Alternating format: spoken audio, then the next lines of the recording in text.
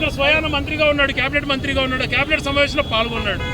Cabinet సమావేశంలో తన ముందర ఇది విచ్ఛిన్నం చేస్తున్నామని చెప్తుంటే కూడా అక్కడ ఏమి మాట్లాడకుండా బయటకు వచ్చి షో చేశారు. ఇదే వ్యక్తిత్వం.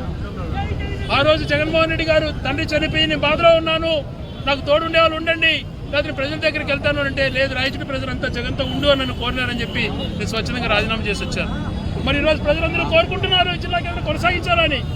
నువ్వు చిత్తశుద్ధి ఉంటే నీకు రాజకీయంగా కానీ రాయచూటి ప్రజలపైన ఏమాత్రం చిత్తశుద్ధి ఉన్నా నువ్వు మంత్రి పదవికి కాదు ఎమ్మెల్యేకి రాజీనామా చేయి, నేను మాటిస్తున్నా. ఇది యథాతథంగా జిల్లా కొనసాగిస్తే నేను రాజకీయాల నుంచి స్వచ్ఛందంగా వైదొలుగుతా. లేదు నువ్వు రాజీనామా చేసి వస్తే నేను పోటీ చేయను. ఇంతకన్నా మీరు ఏం చెప్పాలి చెప్పండి. రాజకీయ అజెండా లేదు. రేపు నూతన సంవత్సర వేడుకలు కూడా ఈ బాధతత్వ హృదయంతో 5 లక్షల మంది వాళ్ళ ఆవేదన నిలుపుతున్నారు కాబట్టి వేడుకలకు దూరంగా ఉందని నిర్ణయించినాం. ఈ రోజు మా వాళ్ళంతా ఇంత పెద్ద ఎత్తున వస్తున్నాం, బంధు పాటిస్తామంటే వద్దు, రేపు జనవరి 1 వ్యాపారస్తులు దెబ్బతింటారు. అటువంటి గుణం ఉన్నటువంటి వాళ్ళు. మాకు రాజకీయ అజెండా లేదు.